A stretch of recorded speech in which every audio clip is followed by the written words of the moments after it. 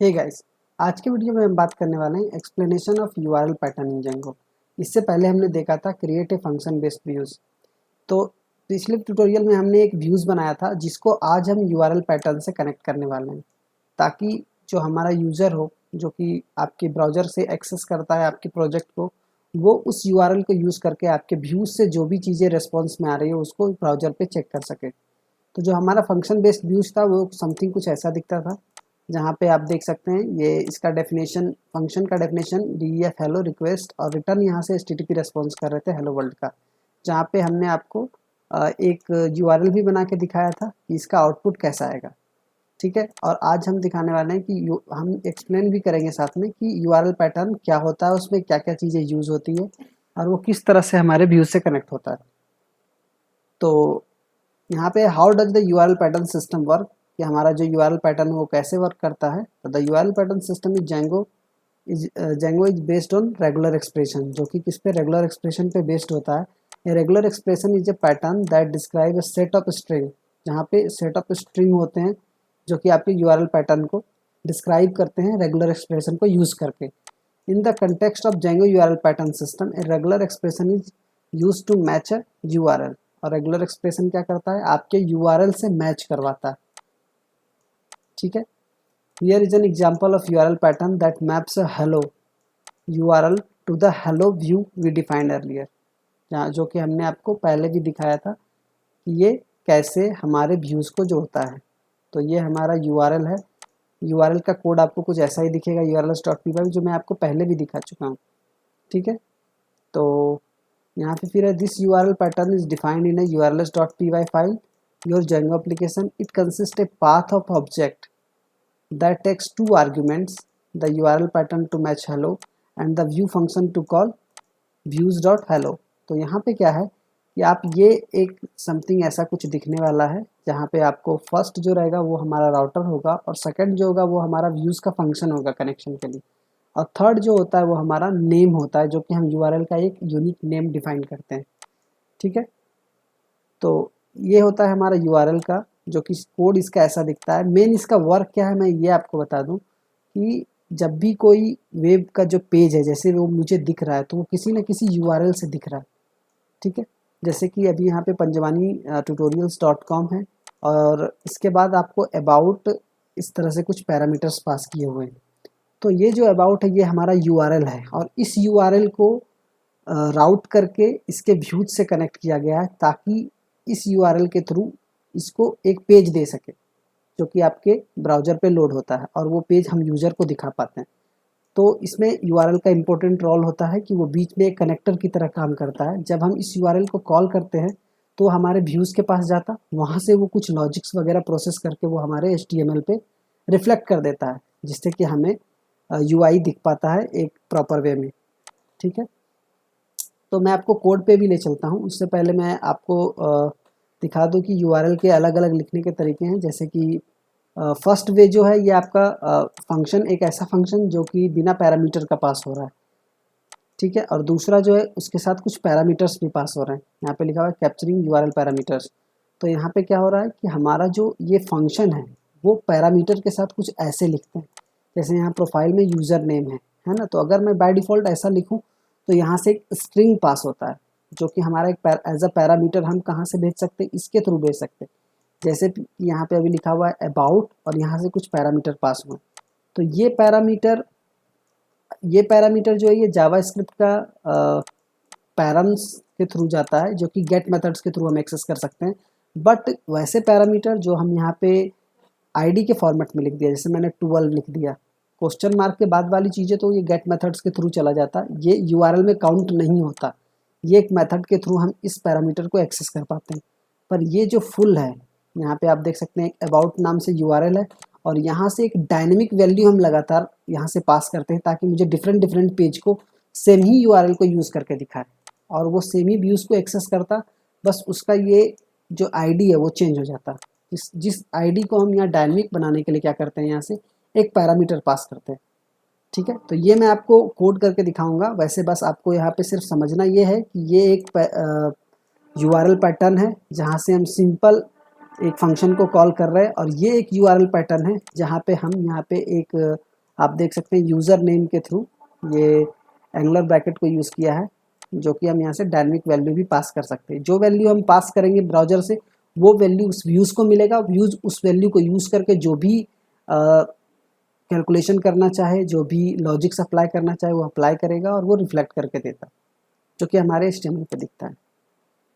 ठीक है, फिर यहाँ पे है कैसे ये फंक्शन जो पैरामीटर एक्सेस वाले फंक्शन होते हैं, रिक्वेस्ट यहाँ पे जो व्यूज़ वाले फंक्शन है उसमें सब में रिक्वेस्ट आपको मिल जाएगा, पर जो पैरामीटर्स होते हैं वो उसके साथ में आता है। जैसे यूज़र नेम, अगर ये यूज़र नेम है तो यहाँ पे भी यूज़र नेम ही लिखा होगा, दोनों मैच करता तो ये इस पैरामीटर को एक्सेस कर लेता। जो वैल्यू आएगी वो इस यूज़र नेम में आएगी और इस यूज़र नेम को आप जैसे यूज़ करके यहाँ पे मैंने हेलो के साथ यहाँ अटैच करके फॉर्मेटिंग वे में पास कर दिया, तो ये रेस्पॉन्स हमें कहाँ पे दिखेगा, ब्राउज़र पे शो कर जाएगा।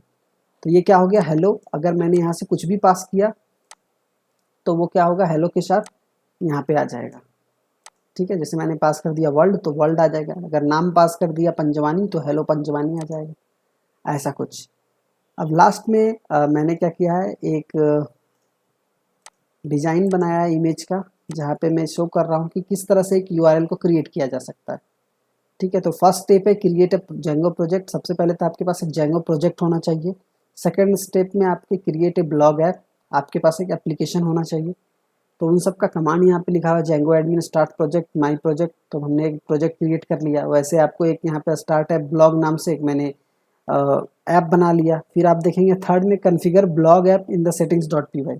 तो ये चीज़ें आपको हमेशा याद रखना होगा, ये आपकी स्टार्टिंग स्टेप है जब आप सीखना स्टार्ट कर रहे हैं। तो ये बेसिक चीज़ें, अगर इसमें प्रॉब्लम आई तो आपको हमेशा प्रॉब्लम आता रहेगा, जिसकी वजह से मैं इस चीज़ों को बार बार रिपीट कर रहा हूँ।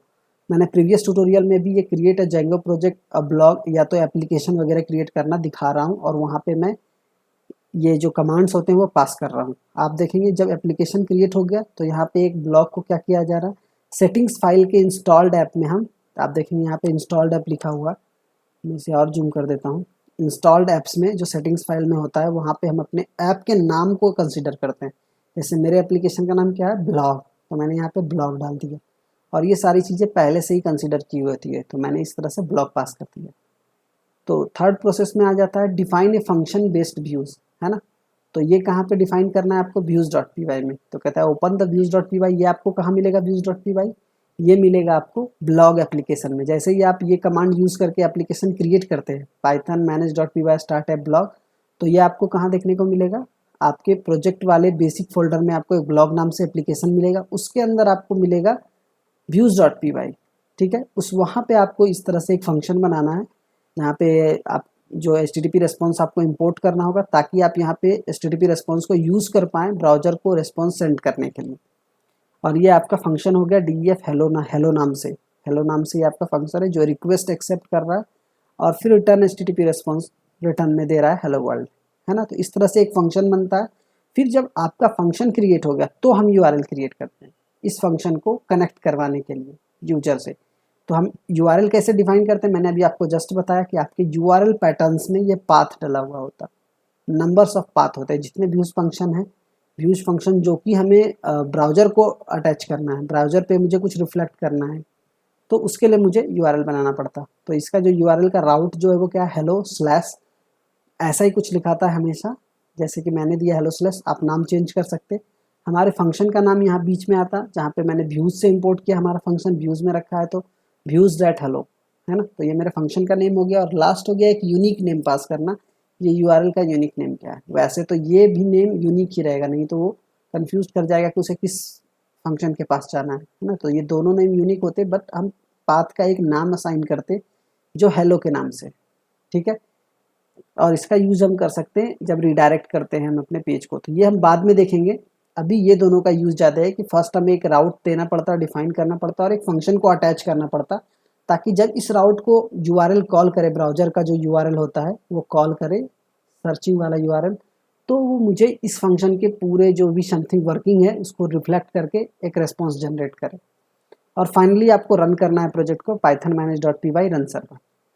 तो ये चीज़ें आप चाहे तो डाउनलोड कर सकते हैं और बार बार आपको चेक करना होगा कि हमें जेंगो प्रोजेक्ट कैसे स्टार्ट करना है, एप्लीकेशन कैसे क्रिएट करना है, सेटिंग्स फाइल में एप्लीकेशन को कैसे रजिस्टर करना है, फिर आपको फंक्शन बनाना है, फिर आप यूआरएल को क्रिएट करके आप एक्सेस कर सकते हैं ताकि आपको आउटपुट मिले, जो कि आउटपुट नीचे है हेलो वर्ल्ड के नाम से, क्योंकि मेरा जो रेस्पॉन्स था आप चेक करेंगे जो HTTP रेस्पॉन्स है वो हेलो वर्ल्ड है, तो यही हमको रेस्पॉन्स में ब्राउजर पे ऐसा कुछ मिलेगा। तो हम ये अभी क्रिएट करके दिखाएंगे। तो अब मैं थ्योरी का हो गया पार्ट, तो मैं आपको थोड़ा प्रैक्टिकल पार्ट दिखा देता हूँ। ये मेरा एक फोल्डर है URL डिस्पैचर के नाम से। यहाँ पे मैं क्या करूँगा, एक एप्लीकेशन क्रिएट करूँगा। तो उसके लिए आपको क्या करना है, अगर आपको डायरेक्ट कमांड प्रॉम्प्ट ओपन करना है तो इसके URL पे जाके मैं CMD लिखता हूँ, तो ये इसी URL डिस्पैचर के लोकेशन तक क्या किया, मेरा एक कमांड ओपन करके दे दिया। अब मैं सबसे पहले कमांड लिखूँगा जो मैंने लिखा था, Django admin स्टार्ट प्रोजेक्ट। अब प्रोजेक्ट का नाम क्या देना है, तो मैंने दे दिया प्रोजेक्ट का नाम DJ लर्न। ठीक है, मैंने दे दिया DJ लर्न प्रोजेक्ट और एंटर कर दिया। तो ये अब इस नाम से एक फोल्डर बनाएगा। ओके, ये सस्पिशियस फाइल को डिटेक्ट कर रहा है। ठीक है, तो उसने डिटेक्ट कर लिया। अब यहाँ पे क्या किया कि उसने मेरे लिए एक DJ लर्न नाम से एक Django का प्रोजेक्ट बना दिया इस पाथ पे। तो अभी मैंने आपको URL डिस्पैचर ओपन किया था, देखेंगे यहाँ पे हमारा ये DJ लर्न के नाम से एक Django प्रोजेक्ट आ गया है।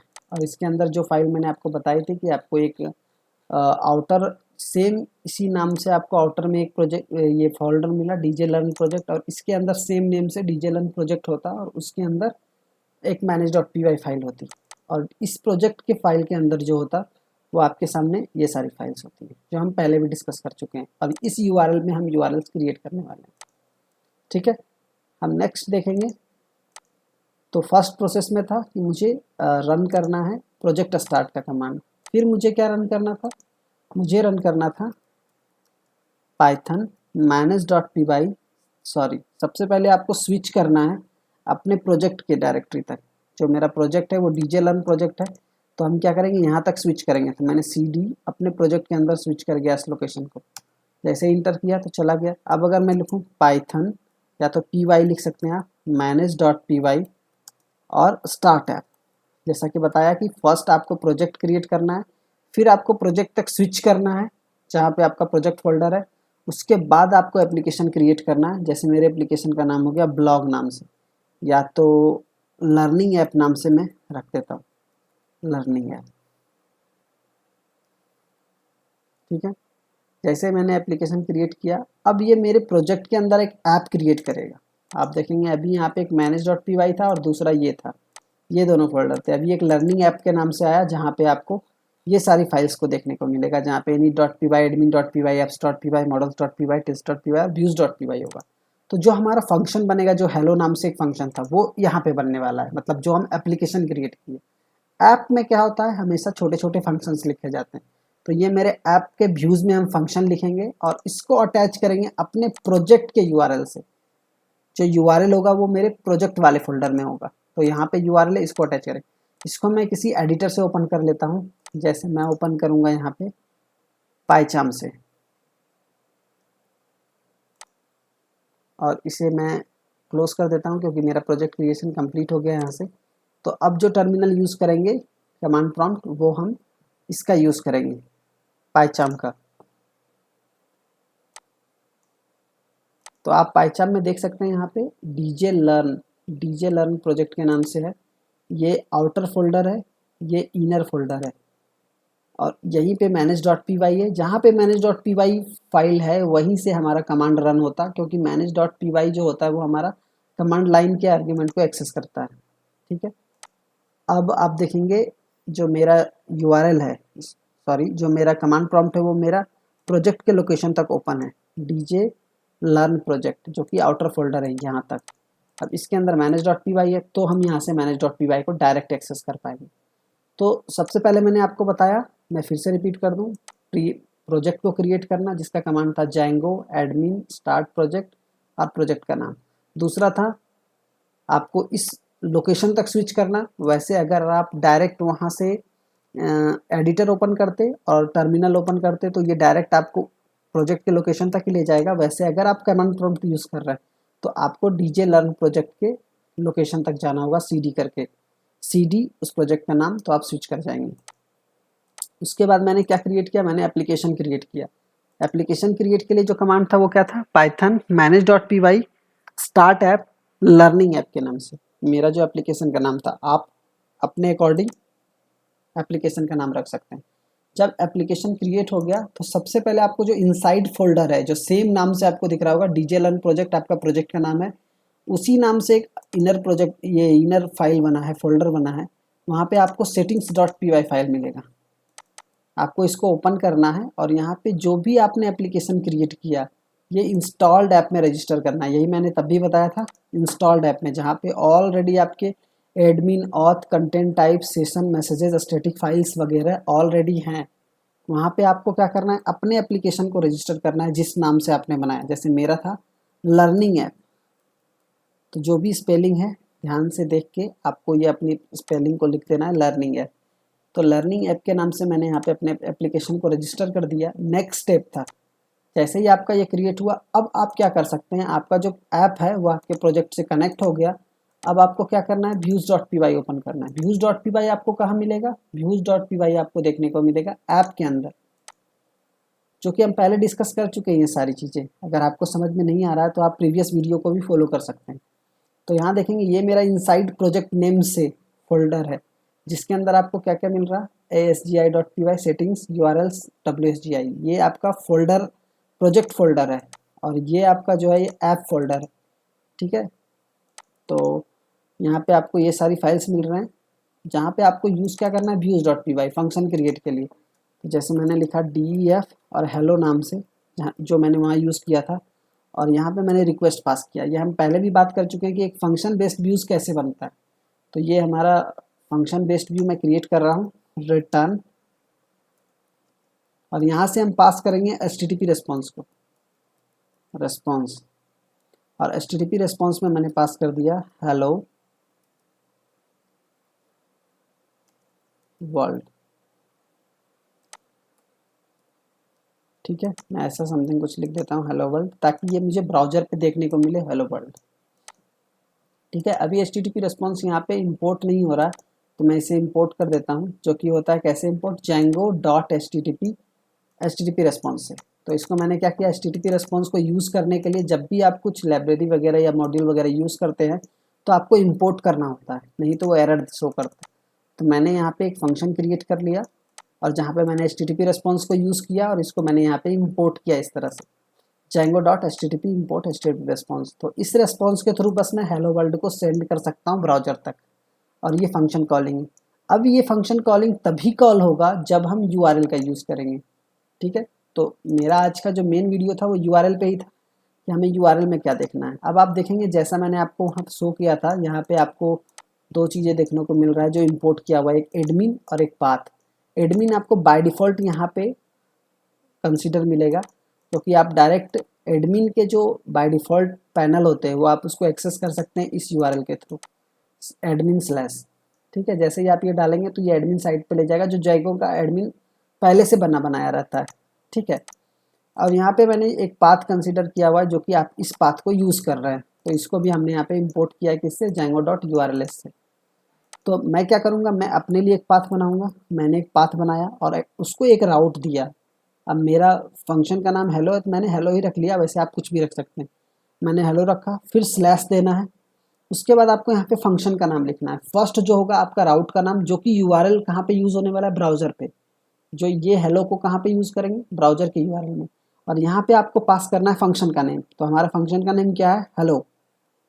हेलो, आप डायरेक्ट ये लिख सकते हैं या आप व्यूज़ लिख सकते हैं, व्यूज़, क्योंकि ये चीज़ें व्यूज़ में रखी हुई है, तो आपने व्यूज़ लिखा और हेलो लिख दिया। ठीक है, तो जैसे ही मैंने ये लिखा तो आप देखेंगे कि व्यूज़ के लिए एरर क्रिएट करा है। क्यों, क्योंकि व्यूज़ जो है वो व्यूज़ फाइल में पड़ा हुआ है और हम URLs में यूज़ कर रहे हैं। सबसे पहले मुझे इस फाइल से यहाँ पे इंपोर्ट करना पड़ेगा। मैंने बताया जो कोई भी फंक्शन या मॉड्यूल या लाइब्रेरी यूज़ करना है उसको आपको इंपोर्ट करना होता है। तो जैसे मैंने व्यूज़ को यूज़ किया, व्यूज़ के हेलो को यूज़ किया, तो मुझे पहले व्यूज़ को यहाँ इंपोर्ट करना पड़ेगा, तो मैं हेलो को यूज़ कर सकता हूँ। तो हम कैसे इंपोर्ट करते हैं ये हम देखेंगे कि जैसे ये व्यूज़ है, तो ये व्यूज़ कहाँ पे है, सबसे पहले हम बेस डायरेक्टरी में, जहाँ पे मेरा manage.py फाइल होता है उसको बेस डायरेक्टरी बोलते हैं, ठीक है। जैसे ये डीजे लर्न प्रोजेक्ट है, इसके इनर सारी चीज़ें बेस डायरेक्टरी है, बेस डायरेक्टरी का पार्ट, तो उसमें देखेंगे वहाँ से हम लोकेशन को एज्यूम करते हैं जब भी मुझे कुछ इंपोर्ट करना है। तो जो views.py है वो मेरे लर्निंग ऐप के अंदर है, पर मैं यूज़ कहाँ कर रहा हूँ, इस प्रोजेक्ट में URL में, है ना। इस प्रोजेक्ट में जो ये फोल्डर है, अलग फोल्डर है, उसके URL में। तो मैं इंपोर्ट कैसे करूँगा, मैं लिखूँगा फ्रॉम, और इस फोल्डर का नाम जो मेरे एप्लीकेशन का नाम है, क्या नाम है, लर्निंग ऐप। मैंने लिखा लर्निंग, तो ये खुद से दे देता है आईडी का ये है फीचर्स, जो कि इसने क्या किया, मेरे फोल्डर को कैप्चर कर लिया लर्निंग ऐप के नाम से। और मैंने यहाँ इंपोर्ट, मुझे क्या इंपोर्ट करना था, व्यूज़, मैंने इंपोर्ट कर दिया व्यूज़। तो इस तरह से मेरा जो व्यूज़ फाइल है वो इंपोर्ट हो गया। अब व्यूज़ के अंदर से मुझे कोई भी चीज़ें यूज़ करना है, जैसे मैंने यहाँ पे क्या यूज़ किया, फंक्शन, तो मैंने यहाँ डाल दिया व्यूज़ डॉट हेलो फंक्शन का नाम, तो मेरा जो हेलो फंक्शन है वो कॉल हो गया। तो ये एक तरीका हुआ। जैसे अब मेरा जो है URL क्रिएट हो चुका है, मैंने बता दिया ये राउटर है, जो कि इसको फॉलो करके इस फंक्शन को कॉल किया जाएगा। जब ये फंक्शन कॉल होगा तो ये यहाँ से HTTP रिस्पॉन्स को रिटर्न करेगा, ठीक है। तो मैं सबसे पहले क्या करूँगा, प्रोजेक्ट को रन करूँगा, Python manage.py run server. Run server करने का ये कमांड है, जैसे ही हम रन करेंगे तो ये मुझे एक लोकल होस्ट से एक पोर्ट असाइन करके 8000 का पोर्ट, जो कि हम ब्राउज़र पे रन करेंगे। मैंने जैसे क्लिक किया तो ये ब्राउज़र पे ले गया, पर ये पेज नोट फाउंड का एरर आ रहा। क्यों, क्योंकि इसके बाद आपका कोई स्लैश वगैरह यूज़ नहीं है। हम चेक करेंगे कि कैसे URL एक्सेस करते हैं, तो हम जाएंगे urls.py में और देखेंगे कि मेरे जो URL का नाम है, एक एडमिन है और एक हेलो है, तो बस मैं यही दो यूज़ कर सकता हूँ। जबकि यहाँ पे मैंने कुछ भी कंसीडर नहीं किया, तो कुछ भी नाम से कोई URL ही नहीं है, जिसके वजह से ये पेज नॉट फाउंड आ रहा। या तो मैं एडमिन यूज़ कर सकता हूँ, यहाँ पे आपको देखेंगे एडमिन हेलो, इन दोनों में से आप कोई एक यूज़ कर सकते हैं। तो मैंने अभी ये हेलो बनाया, तो मैं यहाँ पे दूंगा स्लैश और हेलो डाल दूंगा, और मैंने इंटर किया तो आप देखेंगे ये हेलो वर्ल्ड जो मैंने रेस्पॉन्स सेंड किया था वो रेस्पॉन्स यहाँ पे मिल गया। तो आपको समझ में आ गया होगा कि कैसे क्रिएशन करना है। मैंने स्टार्टिंग से बताया कि सबसे पहले आपको प्रोजेक्ट क्रिएट करना होता है, उसका एक अलग कमांड है जो कि मैं एक्सप्लेन कर चुका हूँ।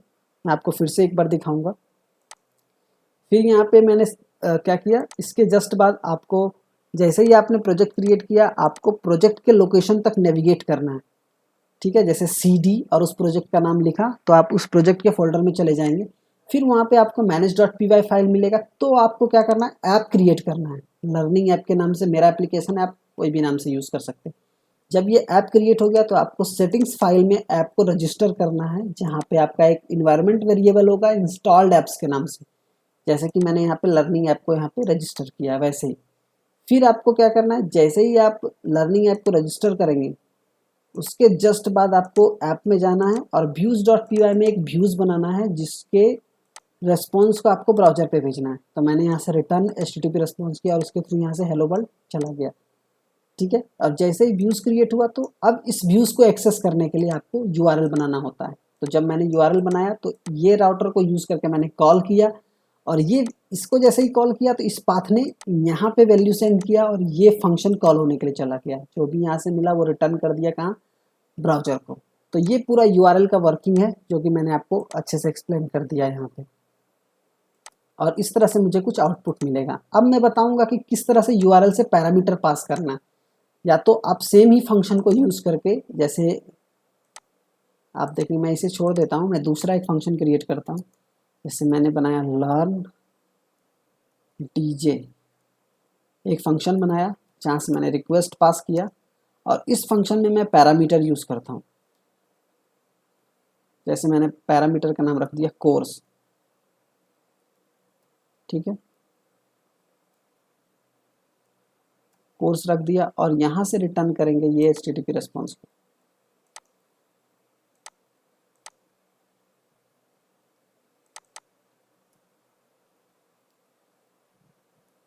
ठीक है, तो जो भी कोर्स का नाम आएगा मैं इसे क्या करता हूँ, इसके साथ ऐड करके भेज देता हूँ। मैंने यहाँ डाल दिया कोर्स, इस तरह से। तो जो भी वैल्यू आएगा वो हेलो के साथ ऐड होके चला जाएगा रेस्पॉन्स में। ये वैल्यू कहाँ से आएगा, अभी आपको मैंने बताया था कि जब भी मुझे कोई डायनेमिक वैल्यू रेगुलर पास करना है URL के थ्रू, ये रिक्वेस्ट है जो कि एक URL असाइन करेगा लर्न DJ के फंक्शन को, और जहाँ पे आएगा एक डायनेमिक वैल्यू जिसको हम डायरेक्ट HTTP रेस्पॉन्स से भेज रहे हैं, तो ये कैसे वर्क करेगा मैं दिखाता हूँ। ये जैसे ही मेरा फंक्शन बना, मैं इसका यूआरएल क्रिएट करूँगा। तो ये व्यूज़ का जो फंक्शन का नाम था वो क्या था, लर्न डीजे। ये देखिए लर्न डीजे के नाम से फंक्शन। तो मैं इसका यूआरएल भी रख देता हूँ, लर्न डीजे, ठीक है। और ये यूआरएल एक पैरामीटर एक्सेप्ट कर रहा है, तो आपको यहाँ पे भेजना है पैरामीटर। और मेरा जो पैरामीटर होगा एक स्ट्रिंग वैल्यू होगा, तो मैं लिखूंगा स्ट्रिंग। और जो भी यहाँ पे ये पैरामीटर का नाम है, सेम नेम यहाँ पे आपको डालना, ये नेम ऐसे करके। तो अब जो भी कोर्स आप वहाँ से इस कोर्स की वैल्यू भेजेंगे, वो इस कोर्स की वैल्यू यहाँ ले जाएगा और इस कोर्स की वैल्यू को इससे प्लस करके दिखाएगा। तो मैं आपको चेक कराता हूँ। आपको इस यूआरएल को यूज़ करना है, लर्न डीजे, और उसके साथ एक डायनेमिक कोई भी वैल्यू पास करना है जो कि हेलो के साथ अटैच होकर आएगा। आप देखेंगे यहाँ पे अभी ये हेलो रन हो रहा है। अब मैं अपने यूआरएल को यूज़ करता हूँ जो अभी जस्ट मैंने बनाया लर्न डीजे के नाम से। मैंने स्लैश डाला, एंटर किया, तो आप देखेंगे पेज नोट फाउंड आ रहा है। क्यों? क्योंकि ये लर्न डीजे जो है एक पैरामीटर मांग रहा है और ऐसा कोई यूआरएल है ही नहीं। लर्न डीजे सिर्फ अकेले अलोन जो लर्न डीजे ले रहा हो, ये लर्न डीजे है, बट इसको एक पैरामीटर चाहिए, तभी वो इसको पेज नॉट फाउंड हटाएगा। तो जैसे ही मैंने लर्न डीजे दिया, तो यहाँ पे मुझे एक कोर्स का नाम भेजना है, ठीक है। मैंने दे दिया जैंगो, ठीक है, मैंने दे दिया जैंगो और स्लैश। तो ये जैंगो जो एक डायनेमिक वैल्यू यहाँ से गई, जो पहले क्या करेगा, कोर्स में असाइन करेगा, इस कोर्स में, और इस कोर्स को इस फंक्शन को भेजेगा। तो यहाँ चेक करेगा कि एक रिक्वेस्ट के साथ ये एक पैरामीटर ले रहा है, तो इस पैरामीटर को ये इसके साथ अटैच करके भेजेगा। मतलब आपको क्या आउटपुट मिलने वाला है, हेलो जैंगो, है ना। तो जैसे ही मैंने इसको किया, इंटर किया, तो आपको दिख गया हेलो जैंगो। तो मैंने जो वैल्यू यहाँ से पास किया वो आपको यहाँ पे डायनेमिकली गेट हो रहा है। अब जैसे मैं यहाँ पे लिख देता हूँ हेलो पाइथन, और मैंने इंटर किया, आप देखेंगे वैल्यू चेंज हो गई। तो किस तरह से हम डायनेमिक वैल्यू यूज़ करके यहाँ से पास कर रहे हैं, ये चीज़ें सेम है। और मैं इस यूआरएल से डायनेमिक वैल्यू भेज रहा हूँ, आप जो भी भेज सकते हैं। जैसे मैंने फिर से लिख दिया HTML, और ये हेलो HTML आ रहा है। तो ये दोनों डिफरेंट डिफरेंट वे हैं यूआरएल्स के। जैसे फर्स्ट यूआरएल जो था एक सिंपल फंक्शन को कॉल कर रहा था, और सेकंड यूआरएल जो एक डायनेमिक वैल्यू के साथ जा रहा है। तो ये दो तरीके हैं। अब मैं आपको बताऊंगा कि एक ही फंक्शन दो यूआरएल से भी चल सकता है। जैसे अब मैं एक तीसरा बना रहा हूँ, नाम रखेंगे शो कोर्स, ठीक है। शो कोर्स के नाम से मैंने बना लिया एक फंक्शन, और यहाँ दिया रिक्वेस्ट, और आप इसको एक डिफ़ॉल्ट वैल्यू पास कर दें। जैसे मैंने इसको दिया शो कोर्स करना है, तो मैं यहाँ से एक कोर्स नेम नाम से एक वेरिएबल बना देता हूँ, कोर्स नेम, ठीक है। मैंने दे दिया कोर्स नेम नाम से एक पैरामीटर दे दिया, और यहाँ से HTTP रिस्पॉन्स मैंने ले लिया, और यहाँ पे मैं डालूँगा कोर्स नेम, और ऐसे करके मैंने डाल दिया ताकि शो करे। और यहाँ पे ये पैरामीटर को अटैच कर दिया, तो जो भी वैल्यू आएगी कोर्स नेम के नाम से, इससे अटैच होकर जाएगी। जैसे मैंने डाला पाइथन, तो आएगा course name Python, course name HTML, ऐसा कुछ आएगा। तो मैं क्या करता हूँ, एक डिफ़ॉल्ट वैल्यू यहाँ से पास कर देता हूँ। जैसे मैंने दे दिया डिफ़ॉल्ट वैल्यू में जैंगो, ठीक है। तो अब ये फंक्शन जो है दोनों पैरामीटर को लेगा। एक एक फंक्शन दो यूआरएल के थ्रू कॉल हो सकता है। अब देखते हैं कैसे। तो मैंने दिया पाइथन, और यहाँ पे लिखा शो कोर्स, ठीक है। मैंने एक इसे राउटर दे दिया, और आपको जो फंक्शन का नेम है वो सेम रखना होगा जो ये फंक्शन का नेम है, शो कोर्स। तो वो व्यूज़ में है, तो मैं दूंगा व्यूज़ डॉट शो कोर्स, है ना। और ये इसको भी कॉल कर लेगा, लेकिन अगर मैंने इसे यहाँ से पैरामीटर सेट नहीं किया, तो बाय डिफ़ॉल्ट ये क्या लेगा, जो भी यहाँ पे वैल्यू असाइन है जैंगो को ले लेगा, और यहाँ पे कोर्स नेम जैंगो देगा। तो फर्स्ट मेरा नाम है शो कोर्स, दूसरे में फंक्शन जो यूआरएल है इसका आपको फंक्शन सेम देखने को मिलेगा। मैं यूआरएल का नाम चेंज कर देता हूँ, ये लिख देता हूँ चेंज शो कोर्स। बट अब मैं यहाँ से क्या करूँगा, वैसे तो ये दोनों को एक्सेस कर लेगा और दोनों में आपको जैंगो ही प्रिंट करके देगा, पर मैं क्या करता हूँ, इसको डायनेमिकली के लिए यूज़ कर लेता हूँ। जैसे मुझे स्ट्रिंग पास करना है, और आपको स्ट्रिंग के बाद वाला जो वैल्यू है सेम यही वैल्यू होगा जो आपका ये वेरिएबल का नाम है, पैरामीटर का नाम है। जैसे मैंने ये दिया सेम, तो ये मैच करना चाहिए आपके यहाँ से। तो थोड़ी सी इशू है, बस आप गौर से देखेंगे आपको समझ में आ जाएगा। जैसे मैंने यहाँ पे भी किया, लर्न डीजे में जो मेरा पैरामीटर था वो कोर्स के नाम से था, तो मैंने यहाँ पे कोर्स ही रखा है, ये याद रखना है। ठीक है, वैसे ही यहाँ पे कोर्स नेम नाम से यहाँ है, तो सेम आपको ये कोर्स नेम रखना है सेकंड वाले में, कोर्स नेम। और जो आपका फंक्शन का नेम है वो ये यहाँ पे है व्यूज़ के साथ, तो वो व्यूज़ में जो फंक्शन है वो शो कोर्स है, तो यहाँ पे व्यूज़ फंक्शन का नाम आता है। तो इसमें कंफ्यूज नहीं होना है। आपको अगर वीडियो को देखना है तो वापस से आप इसको चला के देख सकते हैं कि मैंने क्या एक्सप्लेन किया है। तो आप देखेंगे फंक्शन सेम है, शो कोर्स, लेकिन मैं इसे 2 यूआरएल से यूज़ कर रहा हूँ। तो मैं पहले इसको शो कोर्स के थ्रू चलाता हूँ, जहाँ पे मैं कुछ भी पास नहीं कर रहा, एक सिंपल यूआरएल कॉल हो रहा है, डायनेमिक यूआरएल नहीं है मैंने दिया। तो ये हमेशा आपको कोर्स नेम जेंगो देगा अगर मैं इस यूआरएल की बात करूँ।